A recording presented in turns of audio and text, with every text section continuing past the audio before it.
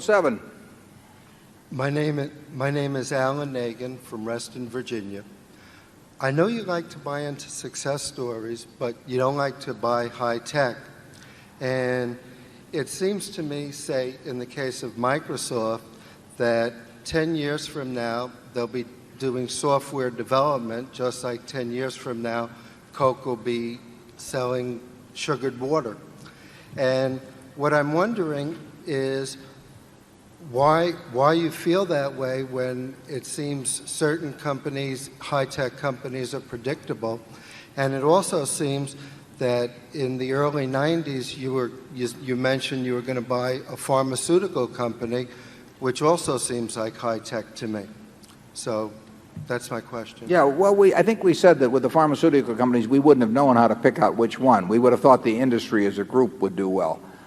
From those levels of 1993, you cannot buy high-tech companies at anything like at levels that are commensurate with the levels that the pharmaceutical companies were selling at in 93.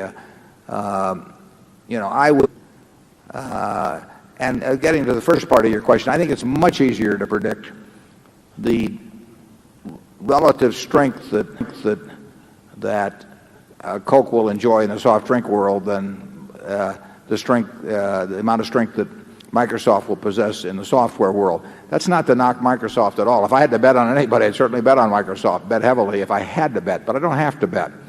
And I don't see that world as clearly as I see the soft drink world. Now, somebody that has a lot of familiarity with software may very well see it that way, and they're entitled to, if it's true they have superior knowledge and they act on it, they're entitled to make money from that superior knowledge. There's nothing wrong with that. I know I don't have that kind of knowledge, and I simply think, and I do think that if you have a general knowledge of business over decades, that you would regard the industry they're in as less predictable than the soft drink industry. Now, it may also be that even though it's less predictable, that there's a whole lot more money to be made, so that if you're right, that the payoff is much larger.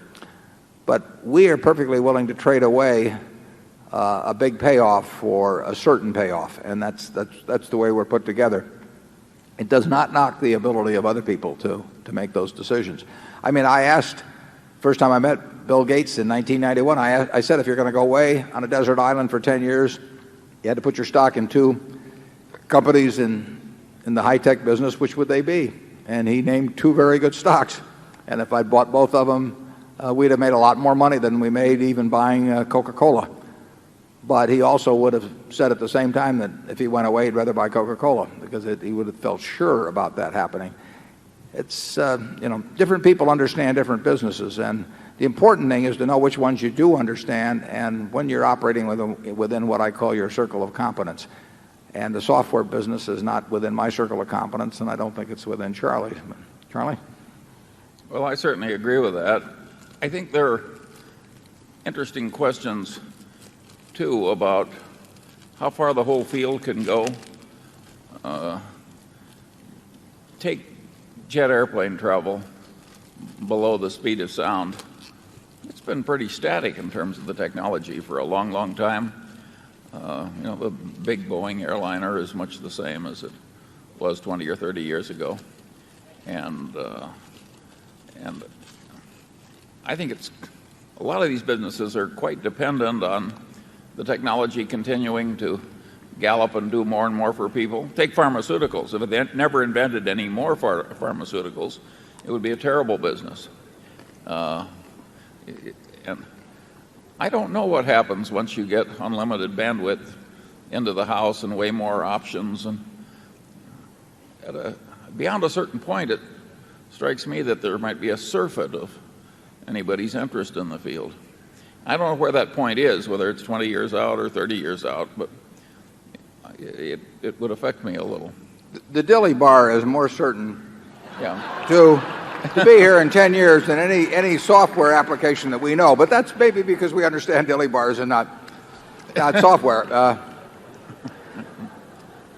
In the whole United States, which is by far the most prosperous country in the world, the whole United States, there are probably around 400 companies, 400 total companies that are earning $200 million a year after tax. Of those 400, you can name them. I mean, you can start, if you say banks, you can say Citigroup and Chase and Wells Fargo, and you can name 10 or 15 of them. And if you name consumer goods, you can say Procter & Gamble and Coca-Cola and Gillette, and you can name a whole bunch of them. You can almost, of those 400, you can probably name 350. If 5 years from now, instead of 400 being on that list, there'll probably be 450 on the list, maybe 475. A lot of those will be companies that are earning between $150 and $200 million now. So there'll probably be 20, some number like 20 that call it come from nowhere. Now, if you look at the number of companies that are selling today at a price which implies 200 million or more of earnings right today, you will find dozens and dozens in the high-tech arena. And a very large percentage of those companies are not going to fulfill people's expectations. I can't tell you which ones, but I know there won't be dozens and dozens and dozens of those companies make a couple $100 million a year, and I know they are now selling at prices that require them to be making that much money or more. It just doesn't happen that often. Biotech tech was all the rage some years back. How many of those companies are making a couple $100 million a year? It just doesn't happen. It's not that easy to make lots of money in a business in a capitalistic society.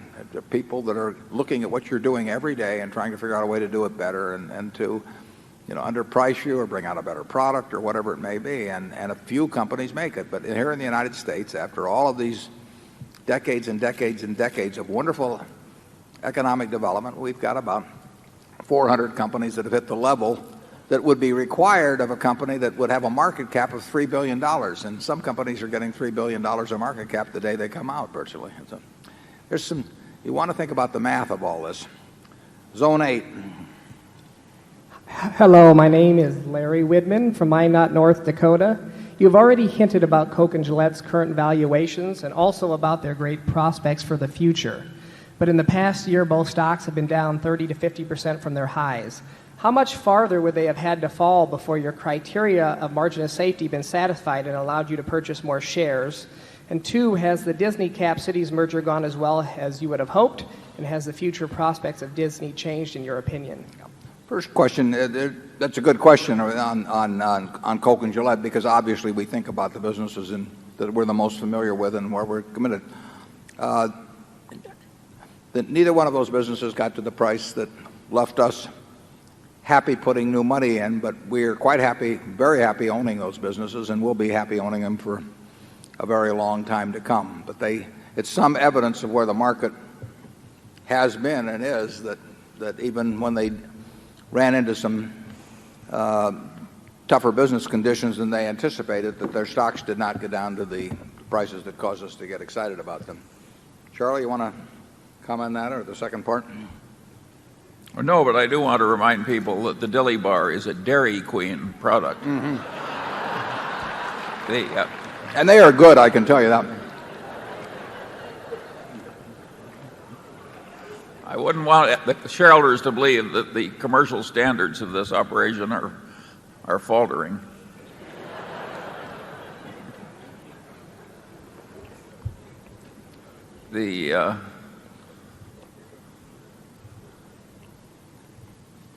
Generally speaking, trying to dance in and out of the companies you really love on a long-term basis has not been a good idea for most investors.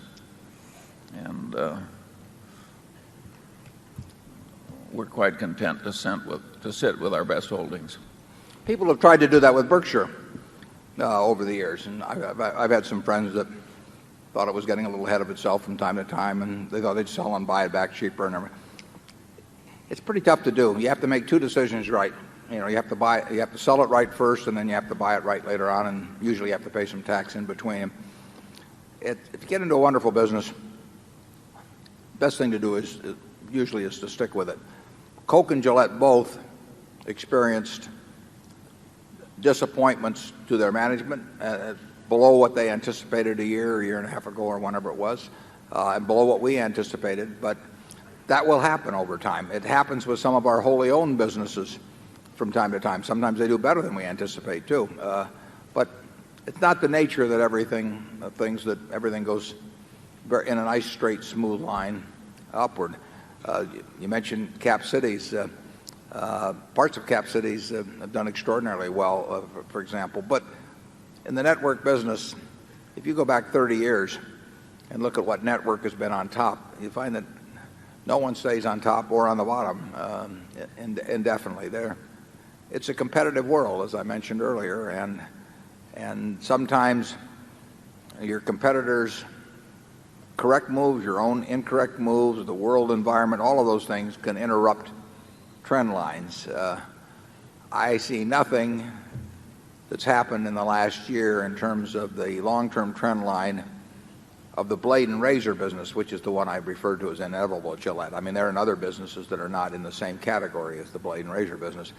Coke, fortunately, has virtually its entire business in soft drinks, and so it comprises almost 100% of the whole there.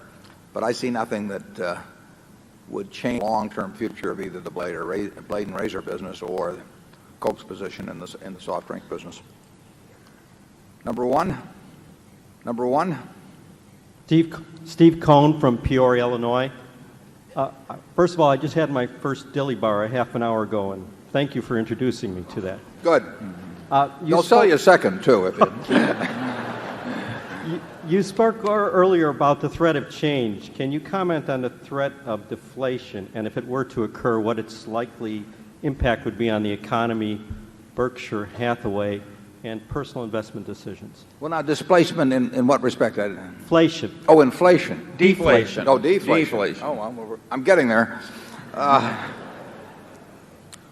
Well, I think it's very, very unlikely, but I have been wrong consistently now for a decade or more about the degree to which inflation has at least been tamed for that period. I would have expected, if you'd showed me all the other things that were going to happen in the world in the last if I'd seen that ahead of time 10 or 15 years ago, I would have thought we would have had more inflation. So I have trouble envisioning a world of where the U.S. experiences deflation.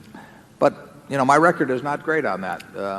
And again, we do not spend a lot of time thinking about macro factors. I mean, if you ran into deflation, that means capital is appreciating.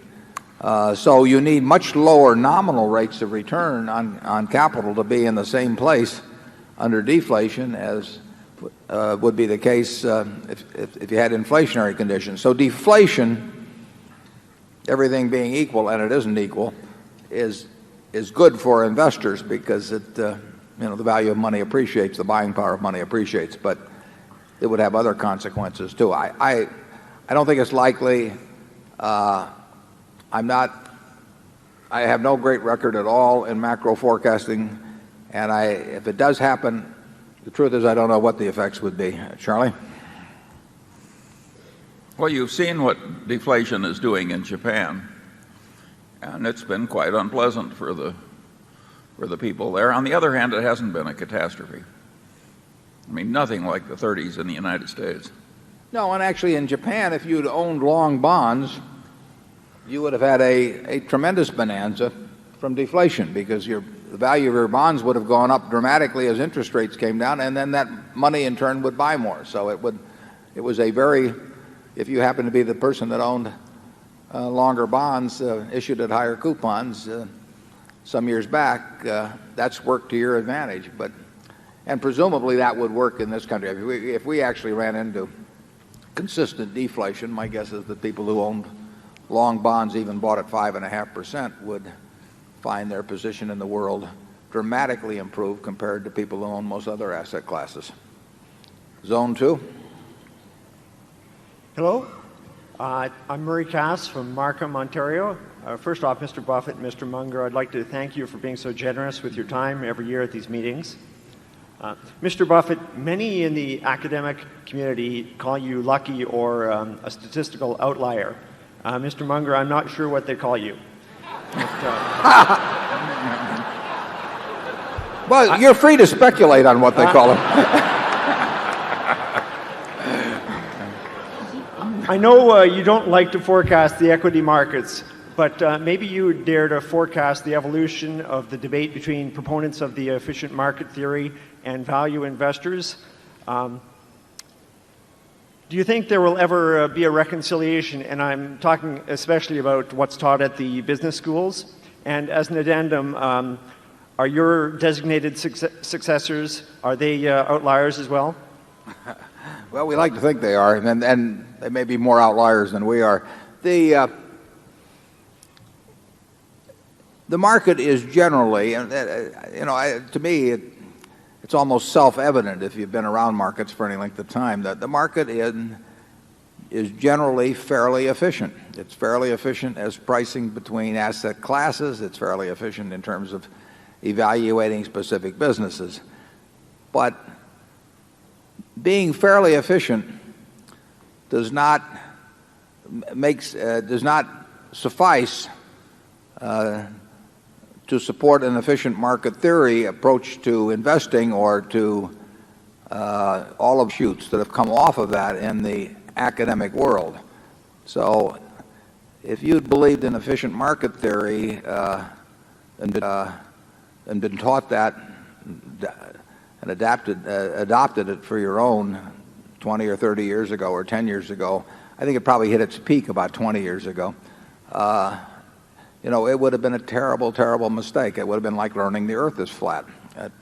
You'd have had the wrong start in life. Now, it became terribly popular in the academic world. It almost became a required belief in order to hold a position. It was what was taught in all the advanced courses, and a mathematical theory that involved other investment questions was built around it, so that if you went to the center of it and destroyed that part of it, it really meant that people who'd spent years and years and years getting PhDs found their whole world crashing around them.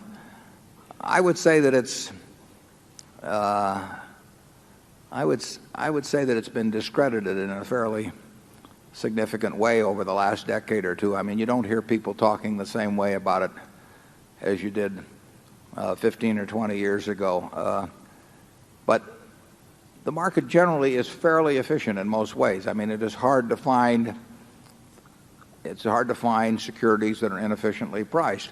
There are times when it's relatively easy, but right now, for example, it's difficult.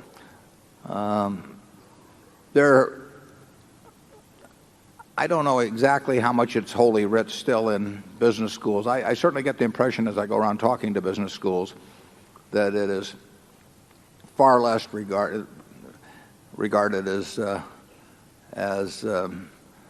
sort of unquestioned dogma like it was 15 or 20 years ago. The University of Florida now has some courses in valuing businesses. University of Missouri is putting in one. I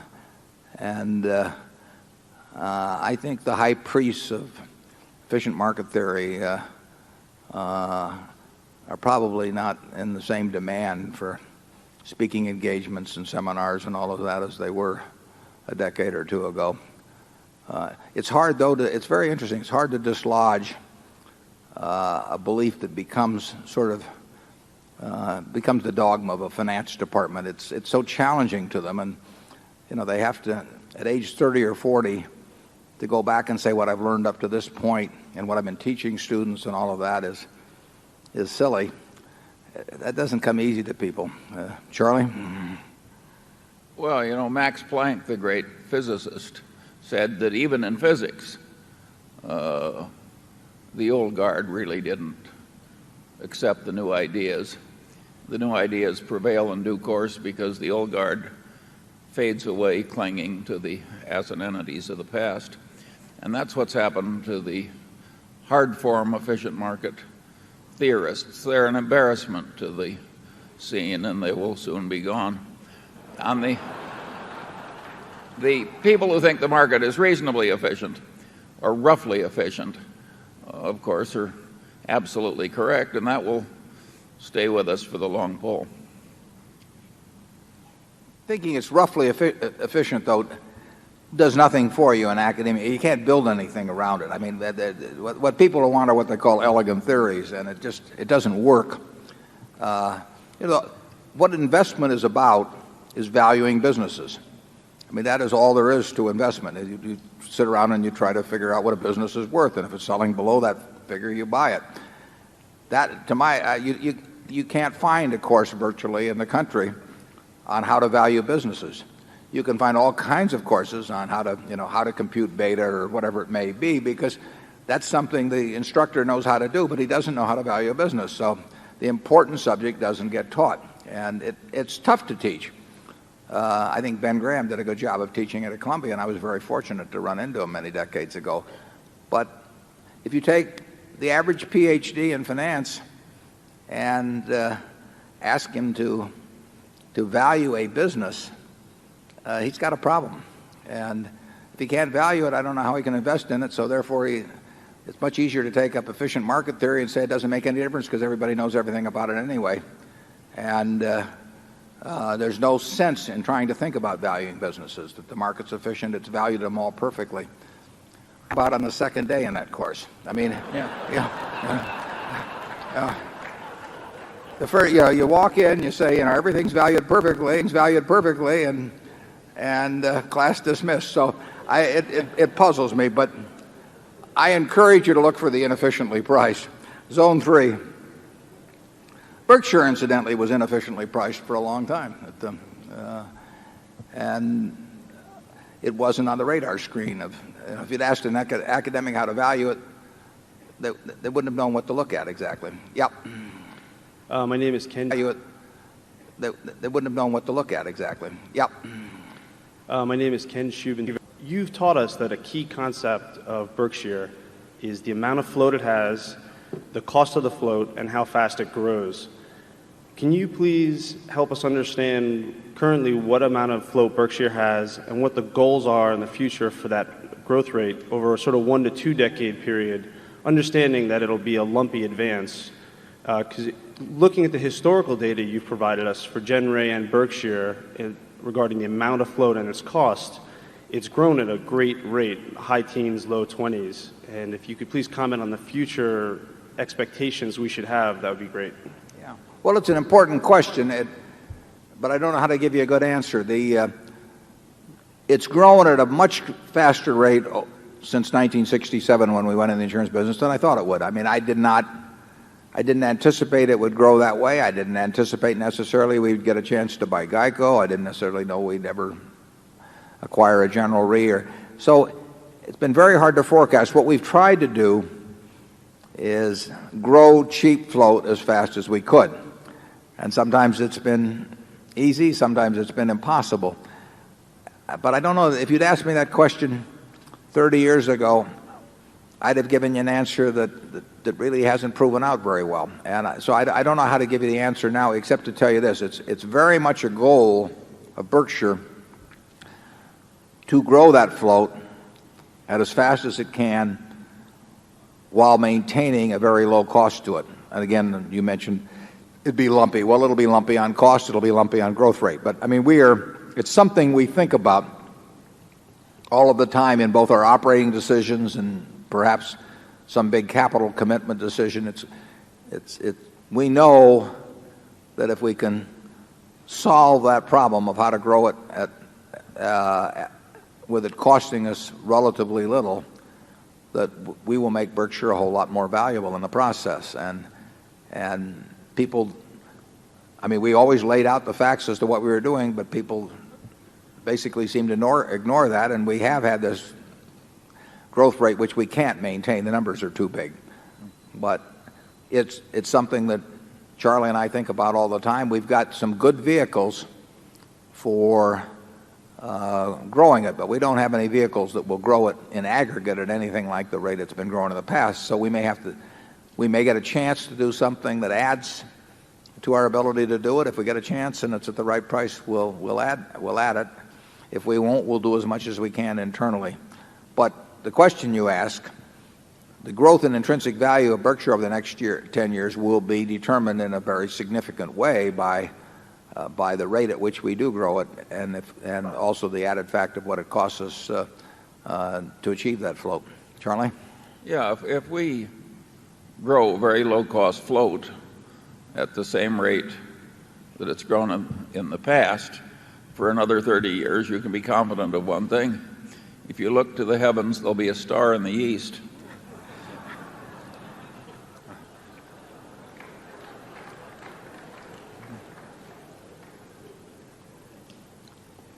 Zone 4.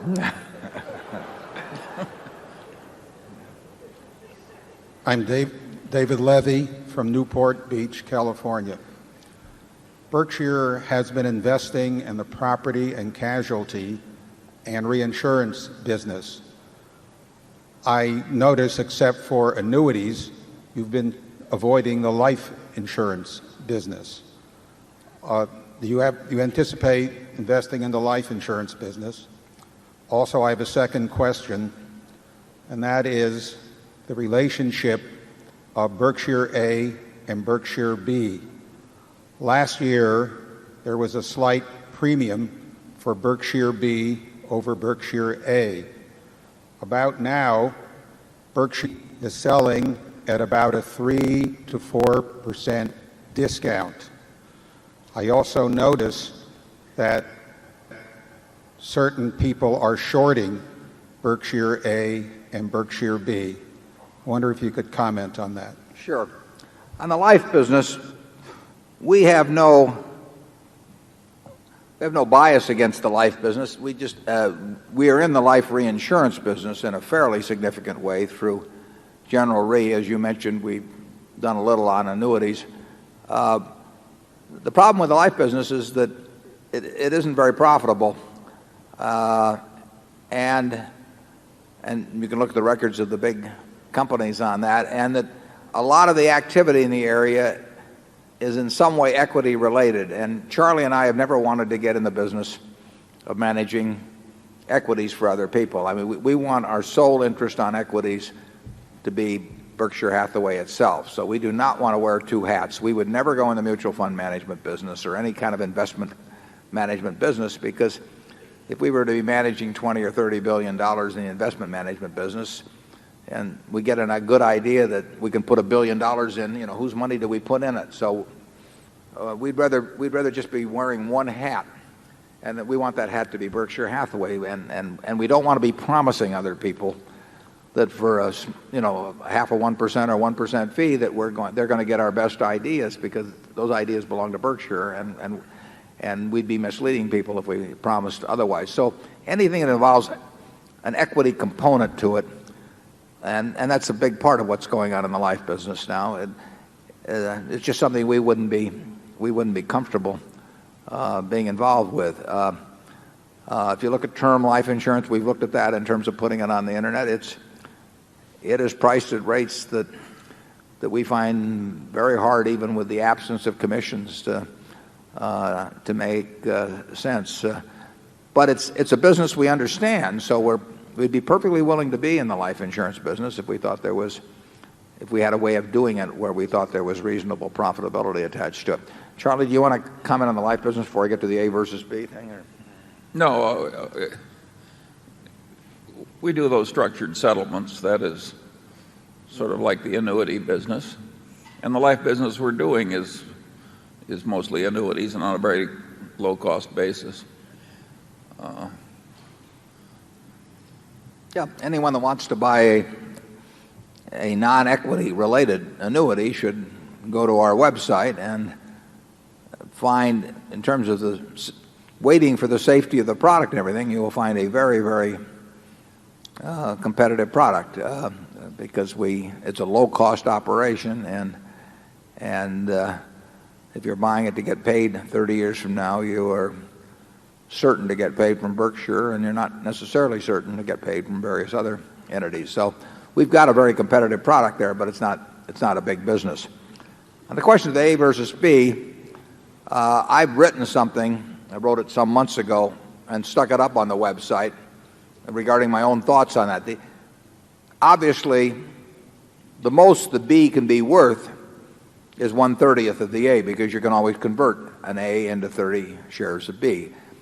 The B may sell a slight bit above that 1/30th price before it gets to a level where it induces arbitrage between the two. So it can theoretically sell, and it will sell, a fraction of a percent above 1/30th of the price of the A. But if it gets above that, I'll buy the A and sell you the B. There's an arbitrage profit to be made, and probably the way markets work, most of that profit will be captured by the specialist, because he's in the best position to effectuate trades of that sort. But the B can never be worth more than 1/30th of the A, and it can never sell for more than slightly above 1/30th of the A. On the other hand, B is not convertible into A stock, so it can sell at a discount. I put on the web some months ago that I thought that, just my opinion, but I thought that when the B is selling for more than a 2% discount, I personally would rather buy B than A under those circumstances. If it's selling for the same price as the A, 1/30th the price of the A, but if it's selling on a parity basis, and I were buying 30 shares or more of B, I would rather buy A, because you can always go one direction and you can't go the other direction. If you take the next 10 years, I would think that a fair percentage of the time it's going to be selling right about 1/30th of the price of the A, and there'll be periods of time when it sells at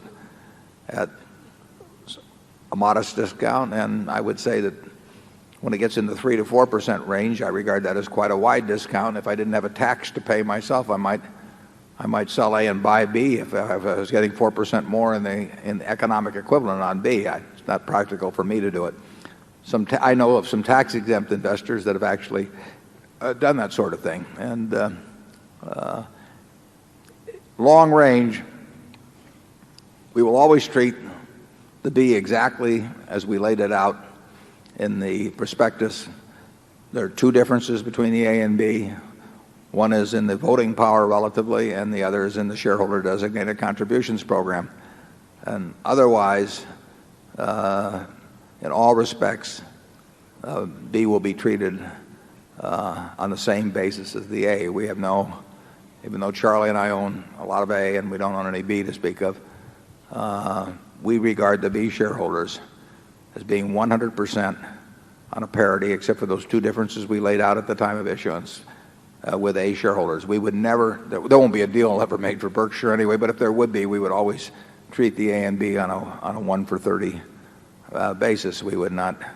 We've been in situations where people haven't done that, and we've never been very happy with it. So we would always treat people proportionally. Charlie? Well, I certainly agree with all of that. The question about shorting, it doesn't make any difference whether anybody shorts any stock or not, really. I mean, if you were arbitraging between A and B, and the B was selling a little higher than the A, you might be buying some A and shorting some B, and you might delay conversion because you might figure the B might go to a discount, and then you'd unwind the whole transaction rather than convert. I mean, there's a lot of techniques that Charlie and I have engaged in over the years, and other securities that apply to that sort of thing. But shorting doesn't hurt us in any way, shape, or form. I mean, it doesn't make any difference. I don't care whether the short interest in the A is 1,000 shares or 100,000 shares.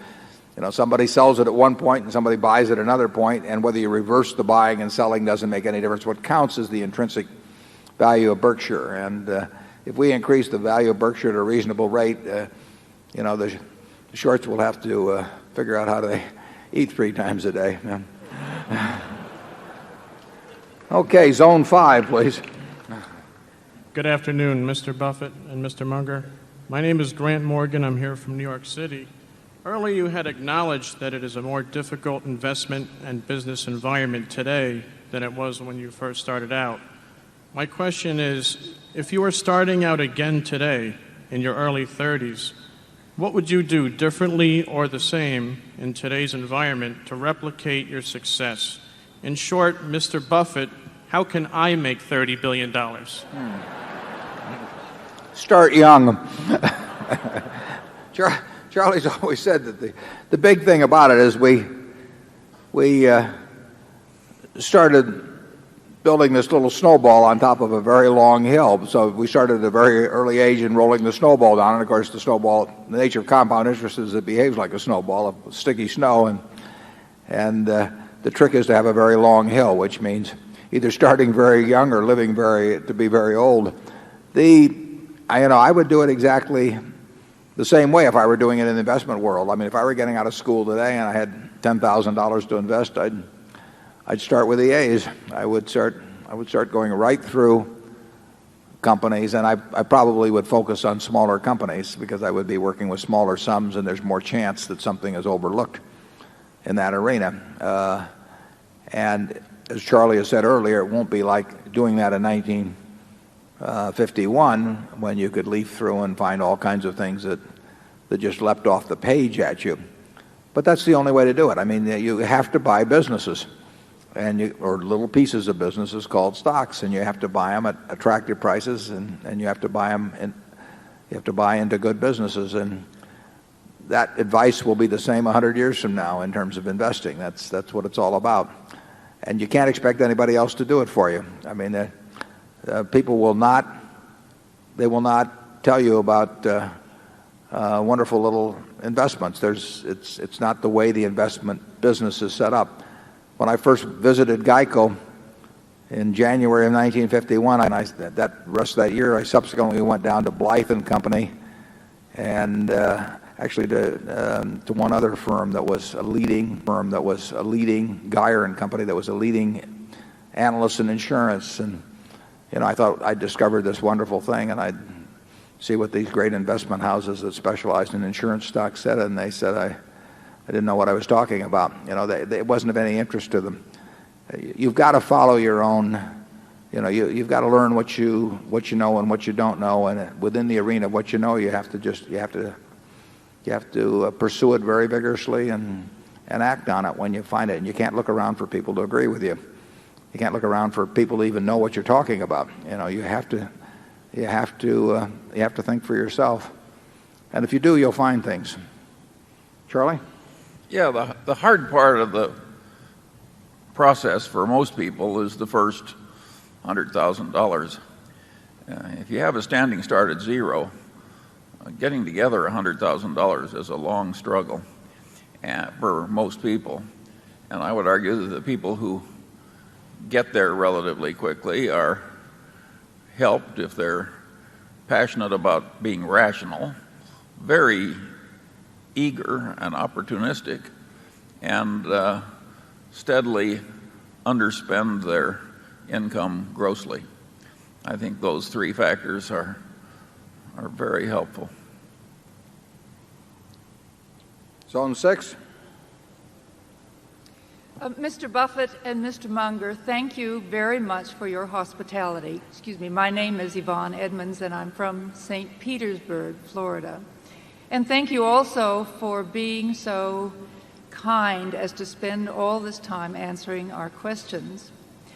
I have two related questions regarding insurance. The first is, I suspect that many of us know less about insurance than about equities. And I wonder if you could please put some references for us on the Berkshire Hathaway website that might help us increase our knowledge about insurance.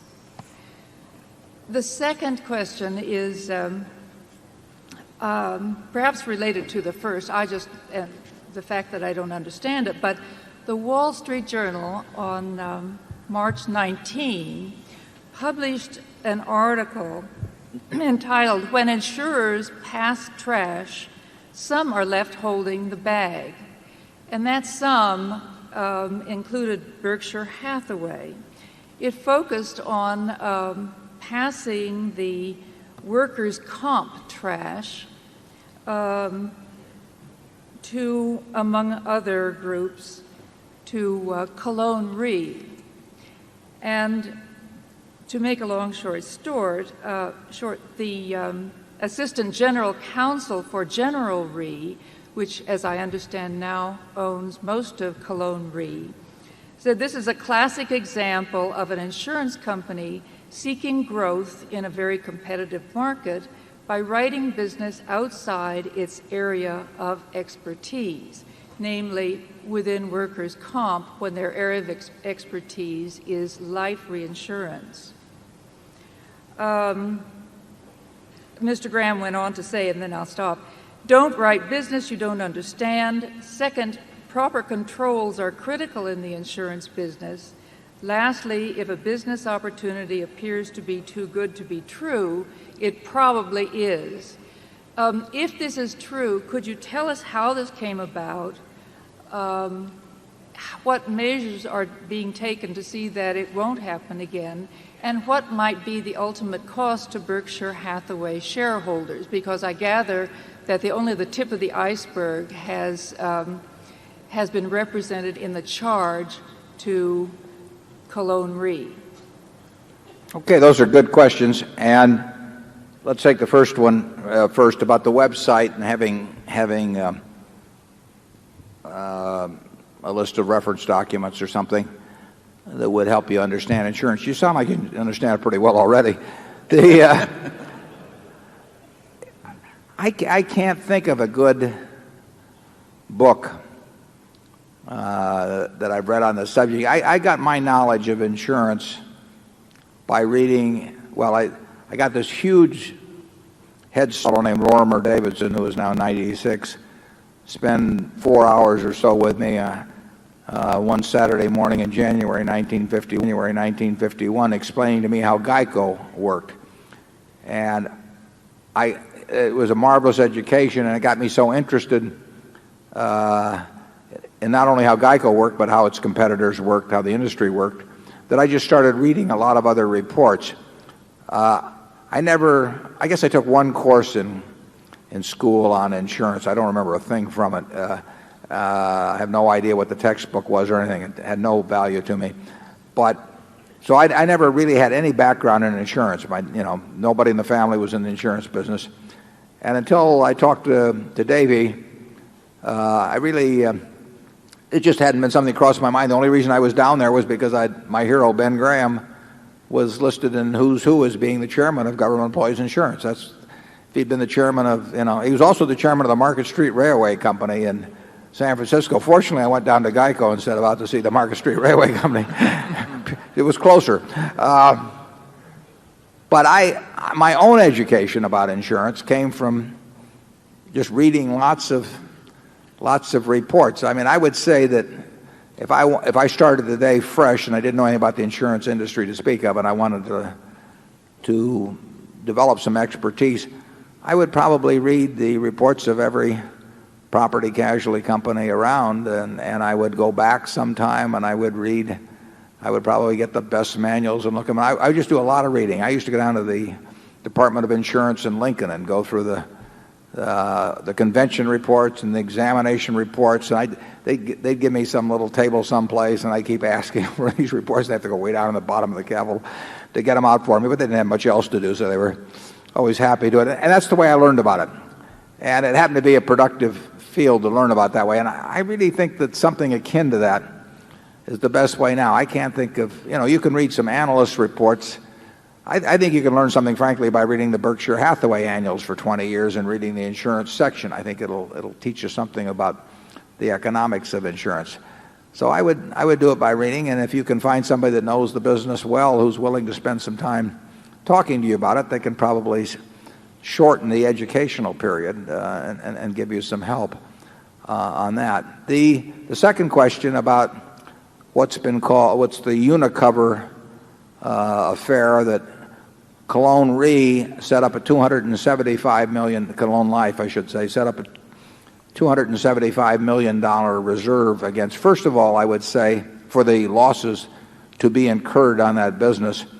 The 275 still represents the best estimate. In other words, it may be the tip of the iceberg in terms of the loss to the industry, because no one else has acknowledged any losses. This is amazing. Believe me, there are plenty of other losses out there. We've said we're going to lose $275 million. I think that's a good estimate, but I think a lot of other people are are going to lose they have to lose significant money. Somebody has to lose some significant money besides us on that. And so what we have reported may be the tip of the industry iceberg. I don't think it's the tip of the General Re or Berkshire Hathaway iceberg. It's our best estimate today of what that loss will be. If that estimate changes, I will let you know through the quarterly reports, or if it was really material, we'd have some announcement. But I don't anticipate that.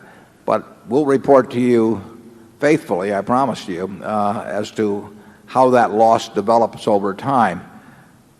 The business, what you read makes a great deal of sense about when something's too good to be true. It usually is, and that sort of thing. That the distribution of the losses in the Unicover affair will probably not be fully settled 10 years from now. I mean, I have seen these things before in insurance and in other areas, but particularly in insurance, where there are multitudes of parties and there are allegations of stupidity, there's allegations of fraud, there's allegations of misrepresentation, there's allegations of everything. There are so many people involved, there are so many factual matters to be determined, there will be lots of litigation. It will take a long, long time to sort out the litigation. In the end, the losses will get paid by somebody. Our best estimate that we put up is $275 million.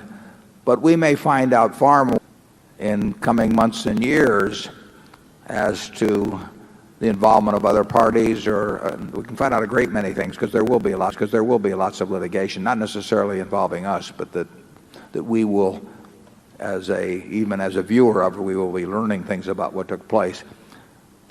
Unfortunately, there have been some similar things in insurance. We were involved in something that had some similarities to this at National Indemnity 20-odd years ago, and it was very expensive to us. It didn't cost us that many millions of dollars, but it happened at exactly at the time that the stock market was down around the 600 on the Dow, and we did not know how big the losses would be, and therefore it caused us to have to be more conservative in investing in equities than would have otherwise been the case if this hadn't been hanging over our head.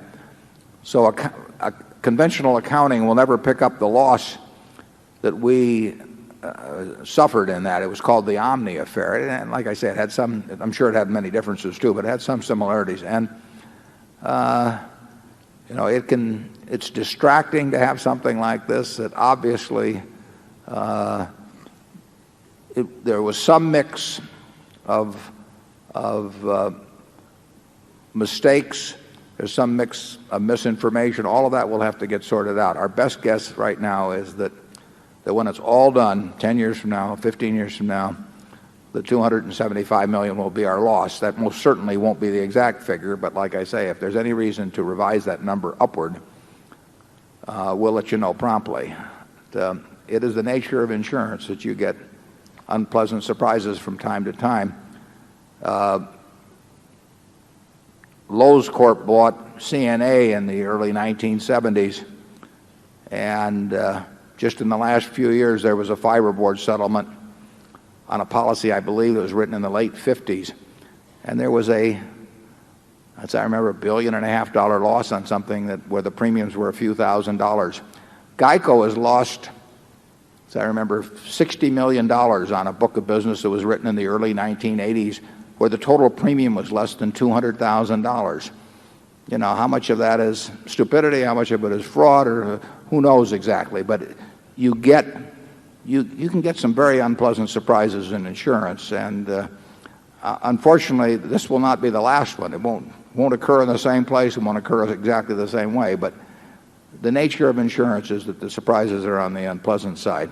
It's not the kind of thing that happens when you're writing personal auto insurance or anything of the sort. But when you write business where the claims pop up 10 or 20 or 30 years later, I think we've got a claim at a small workers' comp company that we have that goes back 20-odd years, 25 years or so, and it's just popped up to life in the last year or so, and it costs real money.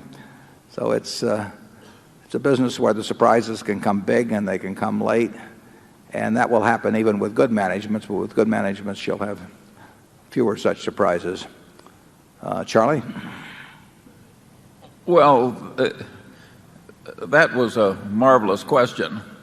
And imagine anybody asking a question of how to get educated who knows how to educate people. It's the same way you educate the dog, by rubbing his nose in it. And generally speaking, that was a dumb error. That was an amateur's mistake. It doesn't mean that General Re is suddenly full of amateurs. It was a rare lapse, just as at Berkshire we think the Omni affair was a rare lapse. I don't think we've repeated it since, have we, Warren? I can't think of a single one. But again, we don't know that we've repeated it. Well, these things pop up later. No, the answer is we haven't repeated it. Yeah. So, yes, it was a dumb amateurish error. These things do happen. We don't think it reflects a sudden lowering of the intellectual standards of General Re, which are probably the best in the world. It's just one of those things that does happen once in a while. And there's one good side to these things. It does make you more careful. It really refreshes your attention to get banged on the nose like that. Yeah, and it remains to be seen where the costs of that will be borne, because the entire set of facts and what was committed to and all of that, it's not been resolved yet. In the Omni situation, we had significant disputes on the facts for some time, and we eventually recovered a fair amount of money that for a time it didn't look like we would recover. So, the final chapter on this is not going to be written for some time, but it was appropriate to set up $275 million as a reserve in terms of what we know at this time, and that number could go up. It could also go down depending on the facts that we discover. Zone 7. My name is Mike Thiele from Summit, New Jersey. Would you please revisit the question of share repurchase for Berkshire Hathaway?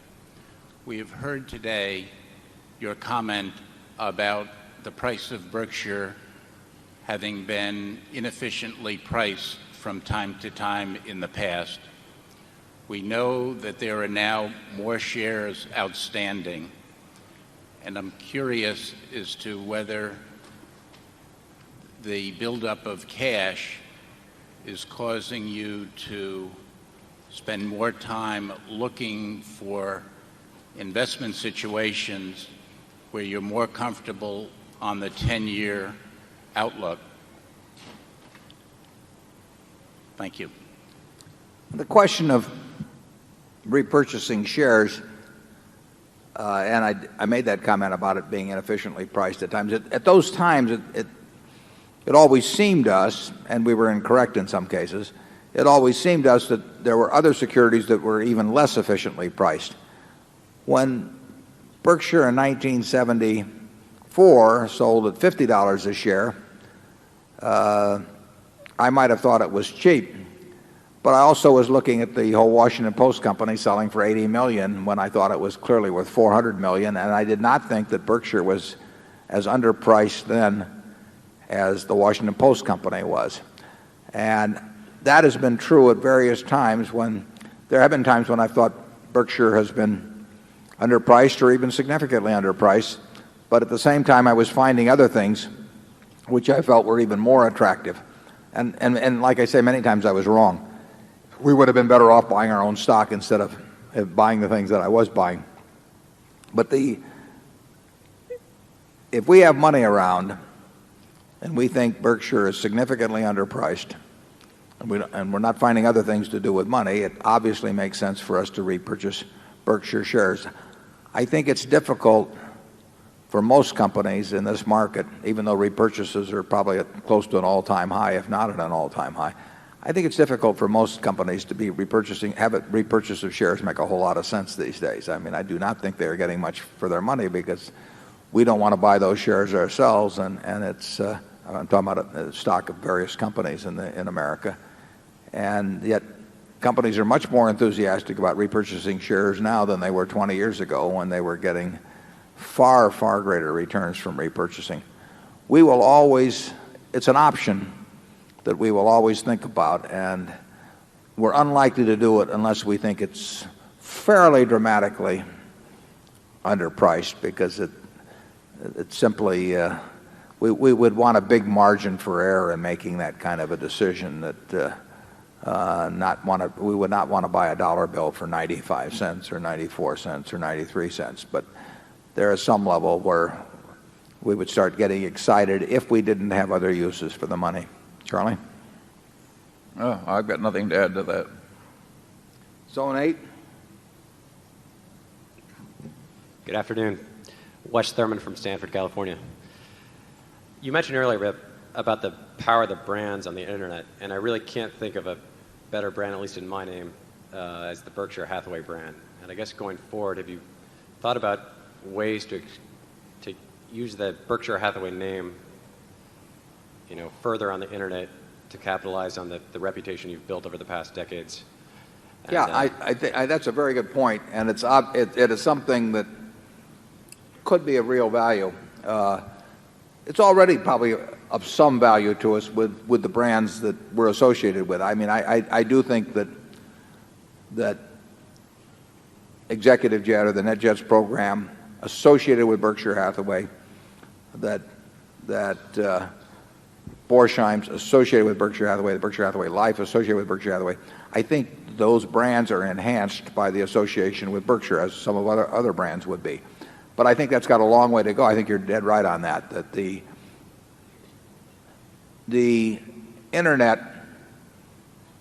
reinforces the necessity for trust in dealing with people. I mean, you're getting further and further removed from the face-to-face dealing where you can go back to the store the next day or look at the person who sold it to you the next day and get an adjustment or something of the sort. You're really having to place more and more trust in somebody you're never going to see. And I think you're right that Berkshire Hathaway, if it behaves itself properly, can get a reputation for trust that will be far greater than that possessed by the average company, and that when we properly associate that with some of our brands, that those brands will be enhanced by the association. So I've thought a lot about what you're talking about there, and so have our managers, and it's something that we intend to capitalize on in the future. It's rather interesting. I mean, if you look at the companies that do business with people where there's no face-to-face interaction, either with the company itself or some intermediary like a retailer or anything of the sort. I mean, you've got Dell Computer, and now you have Amazon.com, but Geico is doing business with now 3.7 million policyholders, and it'll do, before the year is out, it'll be close to 4.5 million and probably 4 billion, 8 or so of business with people that have never met anyone from Geico. They've talked to someone on the phone. But we are one of the largest companies in the United States in terms of doing business on a direct-to-consumer basis. We're doing it with people who on average are paying us $1,200 a year or thereabouts for a promise. So we have a connection that people that talk about the Amazons of the world, where people are buying X dollars worth of books, we have a much more direct connection with people who tend to renew with us year after year. That is based on trust. I mean, it's not based on the neighbor next door who they can go to if they have a problem. It's based on the fact they trust this company that's back in the District of Columbia, Washington, to perform in the future. And that's a huge asset, and it's growing daily. I mean, we are adding policyholders every day who are signing up with us, who have never met anybody from the company. And that already, I mean, it's a very big asset. It will be many times bigger, in my view, 10 years from now. The Berkshire Hathaway umbrella that gets involved in one company after another like that that people trust. I mean, we can be in an awful lot of homes over the years, and as more and more business becomes done on an indirect basis or a direct basis with the consumer, the power of that, in my view, should grow, and we just have to be very smart about how we maximize that growth. Charlie? Nothing to add. Okay. Zone 1.